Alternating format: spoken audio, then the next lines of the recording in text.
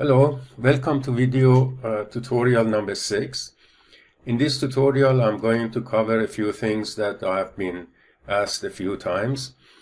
And these include SWAT input data, using actual evapotranspiration to calibrate the SWAT model, simulating climate change impact after calibrating your model, and calibrating nitrate. So let's start with SWAT input data. The minimum data you need to make a SWAT model, to build a SWAT model, is soil, land use, and climate. And if you don't already have these data processed and ready for SWAT use, then you're going to spend a lot of time of your project trying to get these data. We have done some work on the available data and have put everything on this website here. Let me start by saying that the data that we prepared in this website, you can find it in this paper, how they have been prepared and where they come from and etc.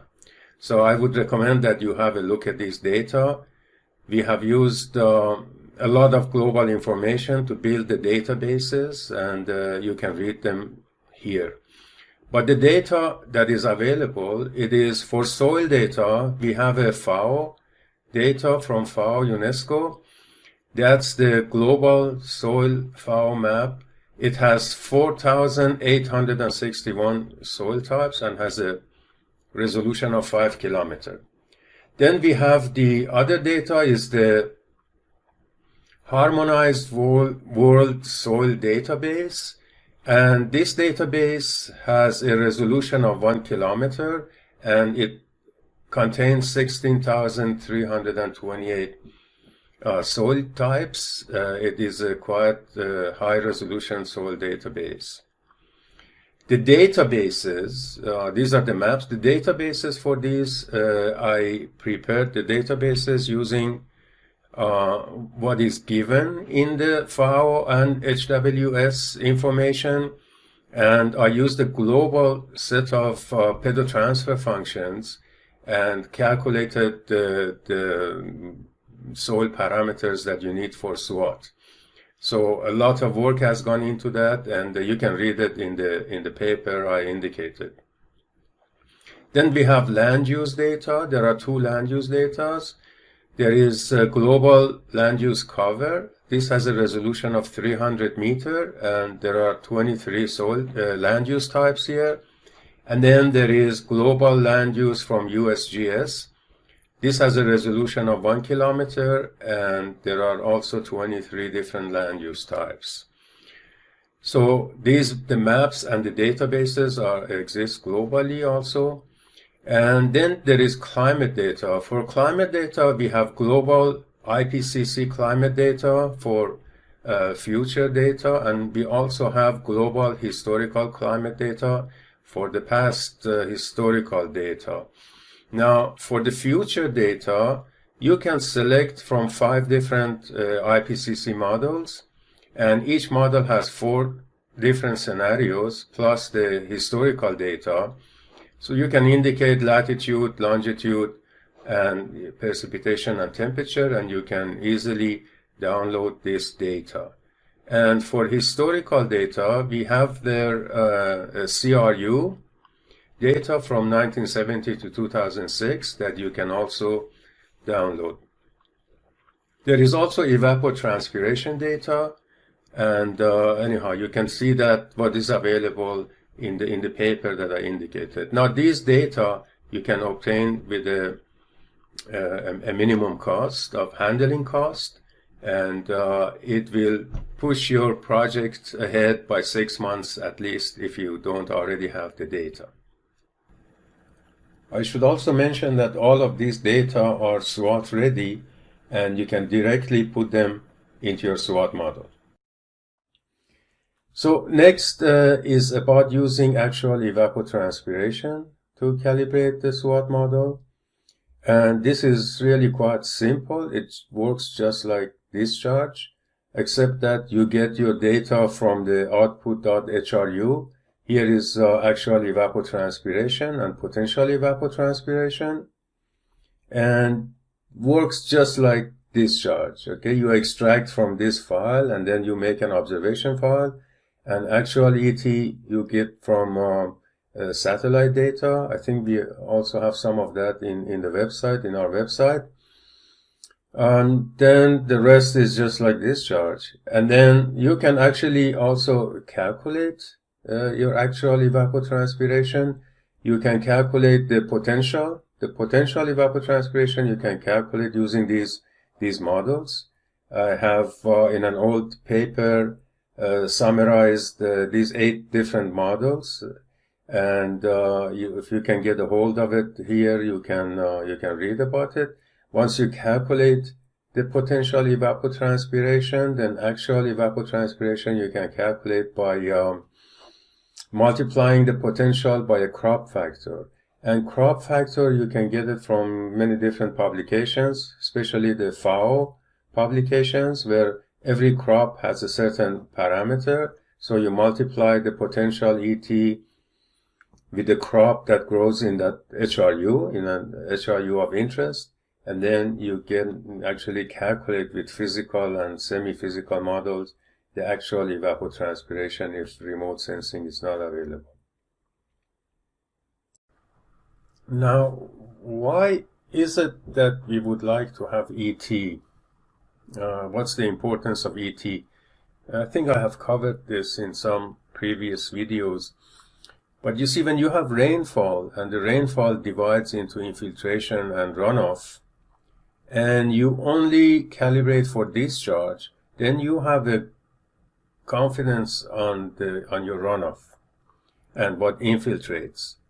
But the component that infiltrates divides into soil moisture and ET and aquifer recharge, and then some of it is return flow.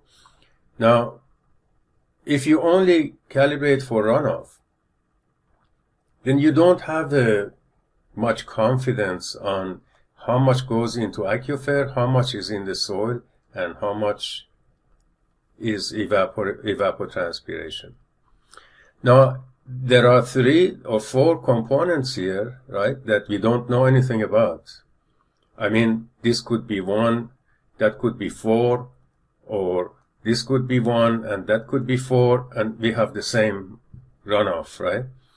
So if you have one of these components, like if you have aquifer recharge, or soil moisture, or evapotranspiration, then your confidence on the other 2 will be more. That's why if we have ET, then I'm confident that soil moisture is relatively okay and aquifer recharge is relatively okay. So it is very important that this remote sensing comes to the help of hydrology. Now, if I can have ET and if I can have soil moisture from remote sensing, then I really have very good handle on all these different components of flow.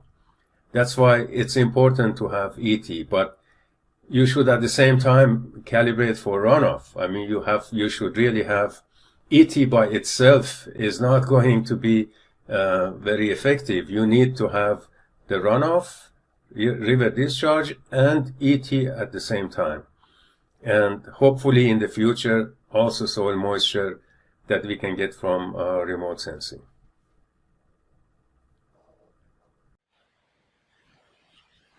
Alright, so the next thing is simulating climate change impact.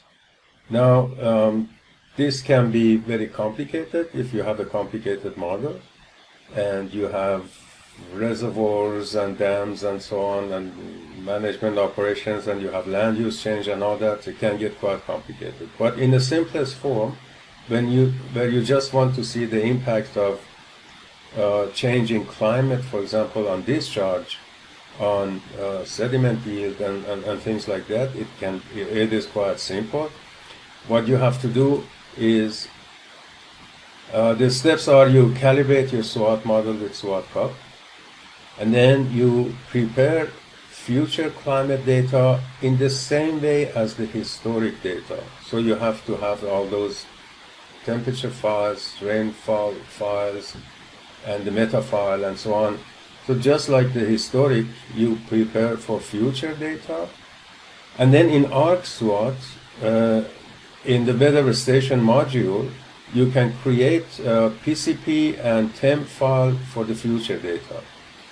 And after this step, these two files go into your texting out, right? In the ArcSWAT project, in texting out file. Then you copy it from there into the SWATCUP project folder, and then you simply make an iteration. And the next step is just making an iteration with your calibrated parameters, and then you use the no observation options to extract whatever you want, discharge, sediment, and so on. And then you can compare that with the past data. So this would be the simplest way of using the impact of climate change. All right, the next one is about calibrating nitrate. And this is also quite easy to do after you calibrate the flow. I mean, first you have to calibrate the flow. If the flow is not right, then nothing else after that will be correct. So you need to calibrate the flow. When the flow is okay, then you add nitrogen, your nitrate data to the observed text and observed reach. And then you add the nitrogen related parameters to parinf file, and then you add the nitrogen file in these files here. You add the nitrogen, and you run an iteration as needed. So you have calibrated the flow. You keep the flow parameters as they were, the parameter ranges. You add nitrogen data to your observed files, and then you add nitrogen parameters, and you make an iteration. I will show you this in a SWATCUP project. Okay, so to show you how to add nitrate to your project, I go back to video number 5 that I calibrated sub-watershed in the Danube basin. In this project, we calibrated the flow. If you remember, we parameterized it and calibrated for flow. And here are my parameters of the flow. And now I simply add nitrogen parameters at the end of this file. So I collected all the nitrogen parameters because I had no idea what these parameters were or which ones were sensitive, which ones were not sensitive. I just added all of them here. These are the parameters that only affect nitrogen and they don't affect flow. Initially, I gave them a very large, quite a large range because I had no idea. I made a simulation. I used the new parameters and I made another simulation, and this is the simulations that I made. So I made about 800 simulations because I have quite a few parameters. If I go down here, in the observed reach, I have 4 flow stations and 1 nitrate station. So I have 5 variables in this file, and this is flow from subbasin 6 and so on, flow subbasin 12 and flow of subbasin 16, and at the end I have added nitrogen from subbasin number 16, just like with the same format as before. So I added the nitrogen data here, and then you go down in the variable file reach.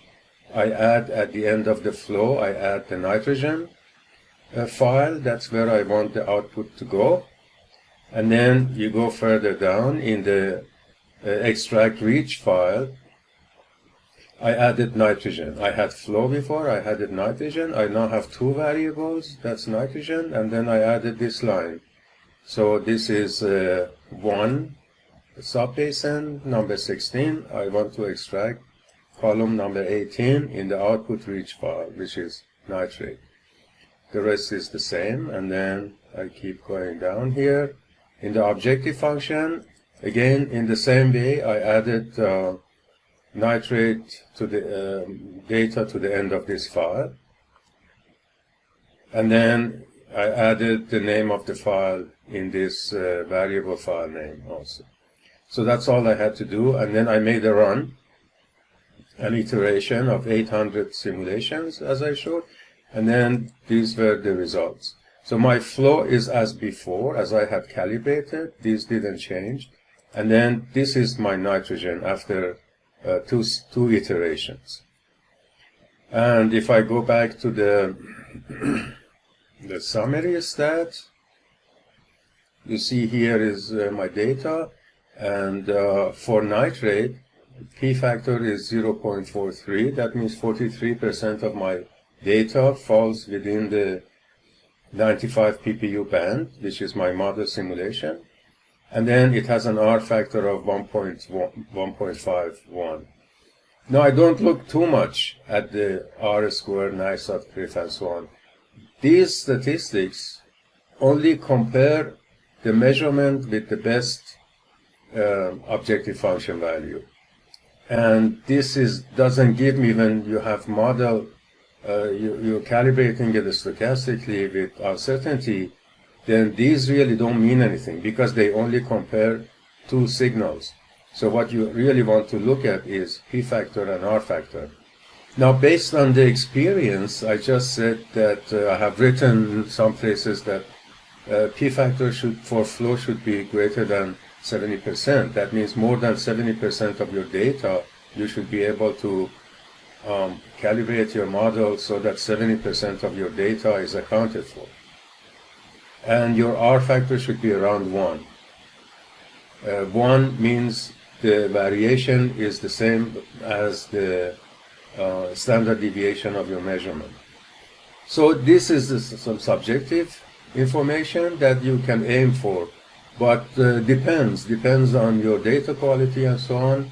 Perhaps P factor of 0.6 or 0.5 would in some places be acceptable if you don't have enough data. So this is just a very crude reference. And the same with other references, the ranges that you see in some literature, they give you NISOT CRIF between 0.7, 0.8 is good or very good or satisfactory and so on. These are extremely subjective values and they don't really apply here.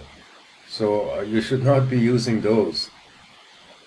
You should look at the P factor and the R factor, and these two tell you about the strength of your calibration. So here I only have 43% of my measured nitrogen in my simulation, and the R factor, the uncertainty, is around 1.5. So that tells me about the strength of my calibration, and maybe depends. I mean, I cannot say this is bad or good. This is what it is. In my model, accounts only for 43% of the measured data. Perhaps this is not good in some situations, depending on the objective, but it may be okay in other situations. But anyhow, I could do another iteration. When you do another iteration, this value goes down usually, and the R factor also decreases. Both of them decrease. So I may be able to adjust. I mean, what I should do here is that I should do some sensitivity analysis of different parameters here and see which ones are very sensitive, and then I can extend the range of that parameter and do another iteration so that I can capture my measurement. Anyhow, but as it is right now, this is what I have. So this is how you include nitrogen in your project after you have calibrated for flow. Now, if you want to do sediment, it's exactly the same way. You keep your flow ranges as they were when you calibrated them, and then you can add nitrogen parameters, then you can add sediment parameters, and at the end you can add phosphor parameters in that order. And that's how you use this is sort of a multi-objective calibration, because you now have several variables that you're trying to calibrate at the same time. Now, to emphasize the fact that you should not be looking at Nitrate and R squared and BR squared is that I'm going to show you something that maybe you can also do. If you go to goal.txt file and you copy all your simulations here, I made 800 simulations. I'm going to copy all of them, and you bring that into an Excel file. Copy this and paste it in an Excel file. And then I go to the last column, which is my objective function, and I sort on this last column. So what you get is that, let me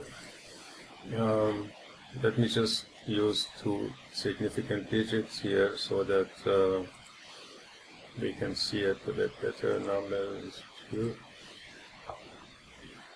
So what you see, these values of objective function, if you do a if you do an analysis to see the difference, if the difference between these is significant or not, the significance of the objective function, you see that probably up to around here, I haven't done this, but I can see that up to around here, up to 0.2 and 0.26, the Nitrate is not significantly different. I mean, that means all of these could be acceptable solution to the model. So if I only go and take this first one and say these are the parameters of my model, you can see that I'll be making a big mistake, because these parameter sets, it's not significantly different from these parameter sets in terms of their capturing of my observation, and not different from the next, and so on. So to just look at the Nitrate and then use these parameters to do my further analysis would be quite a wrong thing to do. And many people want to put the best parameter set into their SWAT project and, I don't know, do other things. And this is really, it's quite wrong to do that, right? Because you don't have one solution. You have many solutions. And if I use these parameter sets, for example, to calculate water resources, and then I use this parameter set to calculate water resources, and then this parameter set to calculate water resources, you find quite different values. These are quite significantly different parameters, and you will find different values, and they are all acceptable in your model. Based on your model and your simulation, those are all acceptable numbers. So you could equally acceptable numbers. It's not that the best simulation is more acceptable than the other ones. They are all equally acceptable. So you have to carry that uncertainty. That's what uncertainty is all about throughout the model. So forget about putting the best parameters into your SWAT project. I mean, that makes absolutely no sense, and you don't have to do that. You have to carry the uncertainty of your model. And for that, I have behavioral. You use the behavioral option and you say, if my Nitrate, for example, is larger than 0.7, then all of those are my acceptable solutions. So you have to carry all of those in your, any analysis that you do, from climate change to land use change to management change. You have to carry those, all of those solutions in your modeling work. So you can do the same exercise and look at the difference between objective functions in your model. So the moral of the story was that you should not be using the best simulation. And this is given as a reference. And these are also given as reference, but what you really should look is the P factor and R factor. This is the solution to your calibration. All right, so I hope that you found these videos useful. Now, if you want to know more, if you want to know other things with calibration with SWATCUP, please write me an email, and I will try to explain that in a video. And also don't forget to subscribe to this channel so that we can keep providing you with more informative videos. Thank you.